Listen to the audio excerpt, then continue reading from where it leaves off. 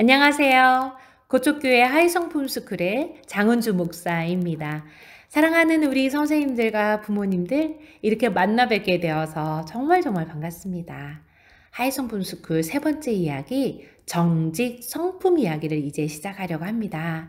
2달 동안 풍성한 시간이 되었으면 정말 좋겠습니다. 자, 이제 시작해 볼까요?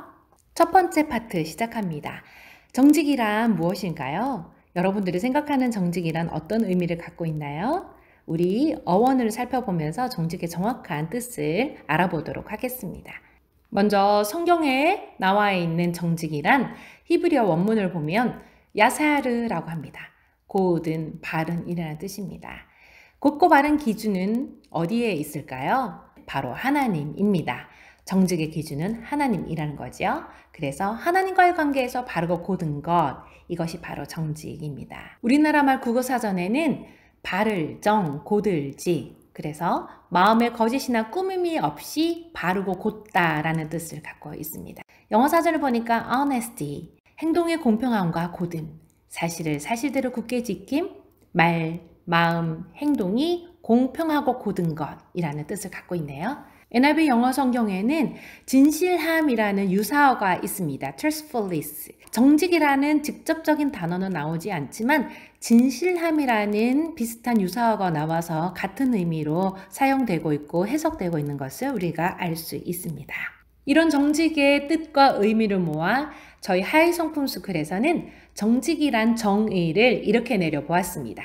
정직이란 하나님과 사람들 앞에 진실하고 올바른 말과 행동이에요. 이렇게 정직한 행동을 하고 정직한 말을 하게 되면 어떠한 열매가 맺힐까요? 바로 신뢰라는 열매를 얻게 됩니다. 그렇다면 정직의 반대말은 무엇일까요? 바로 부정직이죠. 정직하지 않는 거죠. 그것은 교활함이고 꾸미는 거고 거짓입니다. 거짓은 정직의 반대말이라고 볼 수 있겠습니다. 그런데 여기서 잠깐 정직? 우리가 정직해야 하는 건 알겠어요. 그런데 어디까지 정직해야 할까요? 여기서 헷갈리지 말아야 할 것은 투명성과 정직은 다르다는 것입니다. 지혜로운 정직이 필요하다는 거예요. 정직은 진실 그 자체를 드러내는 것이지 투명하게 다 드러내라는 것이 아닙니다. 때로는 침묵으로 진실을 지킬 수 있고 침묵으로 정직을 지킬 수 있습니다. 예를 들어 보지요. 내가 친구와의 비밀을 하나 갖고 있어요. 아주 소중한 비밀이에요. 그런데 옆 친구가 무슨 이야기를 나누었는지 이야기해달래요. 내가 이야기해줘야 할까요? 정직해야 된다면 다 이야기해줘야 되잖아요. 그치만 그 정직 안에서는 투명하게 다 이야기해 주라는 것이 아니라 지켜야 할 진실도 있기 때문에 지켜야 할 진실에서는 침묵해야 된다는 것이지요. 다시 한번 말씀드립니다. 정직은 진실 그 자체를 드러내는 것이지 거짓을 행하지 말라라, 거짓말을 하지 말아라 라는 것이지 투명하게 있는 그대로 다 보여줘야 된다는 것은 아닙니다. 정직 성품교육 어떻게 할까? 함께 고민해 볼까요? 우리나라 젊은이들의 도덕지수를 살펴보았습니다. 길에서 돈을 줍는다면, 부정 입학과 부정적인 취업 제안이 들어온다면 정직보다 돈이 중요한가? 부정한 사람의 성공에 대해서는 어떻게 생각하는가에 대해서 전부 다 부정적인 결과를 얻게 되었습니다. 우리나라 젊은이들의 도덕지수가 아주 낮은 편에 속하더라고요. 그 다음 화면을 보시면 공부만 잘하면 된다고 생각해요. 또 TV에 나올 사람들이 다 거짓말 하잖아요. 정직하면 아이들에게 이용당해요. 바보 취급하고 모자란 애라고 생각하지요. 정직하면 손해본다. 과연 그럴까요?